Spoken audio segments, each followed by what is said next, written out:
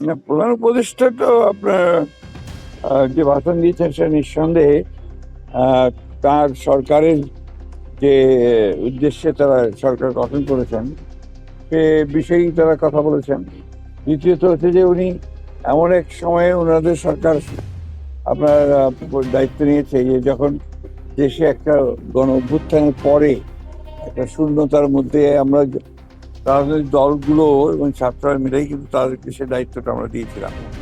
এবং এই এক বছরের মধ্যে উনি চেষ্টা করেছেন যে একটা ভয়াবহ অবস্থায় অর্থনীতি ছিল, রাজনীতি ছিল, যে শূন্যতা সৃষ্টি হয়েছিল, একটা সংকট তৈরি হয়েছিল, সেখান থেকে আপনার তাকে আপনার একটা ফিরিয়ে নিয়ে এসে মোটামুটিভাবে একটু আপনার অবস্থায় নিয়ে আসার চেষ্টা করা। নিঃসন্দেহে তার ভাষণের মধ্যে ওই কথাগুলোই এসছে, তার সরকার এসে কিভাবে তিনি কাজগুলো শুরু করেছেন এবং এই কাজগুলো আপনার দেশের অর্থনীতিকে আবার ফিরিয়ে নিয়ে আসার চেষ্টা করা।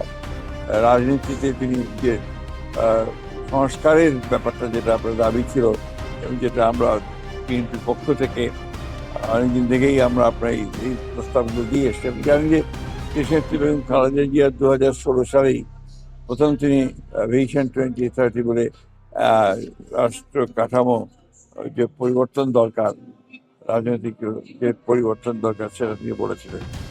একই সঙ্গে আমাদের নেতা জনাব তারেক রহমান সাহেব 2022 সালে 31 দফা কর্মসূচি দিয়েছিলেন এই রাষ্ট্র কাঠামো পরিবর্তন এবং অর্থনৈতিক কাঠামোর পরিবর্তনের কথা বলেছেন।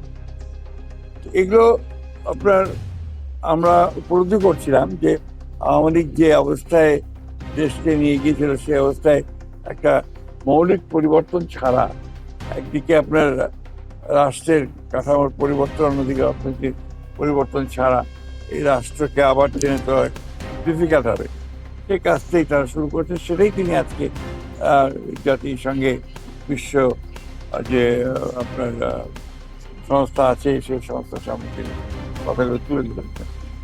দিক থেকে আমরা অত্যন্ত খুশি এই জন্যে ফর দ্য ফার্স্ট টাইম তিনি বিরোধী রাজনৈতিক দলগুলোকে সরকারের কাজের সঙ্গে সম্পৃক্ত করে তিনি জাতিসংঘে নিয়ে এসেছিলেন এবং সেখানে তার যে মূল উদ্দেশ্যটা ছিল যে ইউনিটি অফ দ্য নেশন, জাতির যে ঐক্য, এই ঐক্যটাকে প্রকাশ করা, যেটাতে আমি মনে করি যে ইউনিক আপনার একটা এফোর্ট এবং বাংলাদেশের প্রেক্ষিতে এটা খুবই প্রয়োজন, সেটা তিনি উদ্যোগ নিয়েছেন এবং আমরা সেই জন্যই তাকে সর্বাত্মক সহযোগিতা করেছি। আমাদের নেতা তারেক রহমান সাহেব সেই জন্যই এটাকে সমর্থন করেছে। ইউ আর কনভিন্স যে আপনার 26-এর আপনার ফেব্রুয়ারিতে নির্বাচন হবে এবং আমরা বসার পরেই কিছুক্ষণ পরেই আমাদের প্রধান উপদেষ্টা এসছেন। তাকে যখন ডেকে নিয়ে গেছিলেন আমরা তার বক্তৃতার সময় ছিলাম, তারপরে ওনার বক্তৃতা শেষ হয়েছে আমরা বেরোই।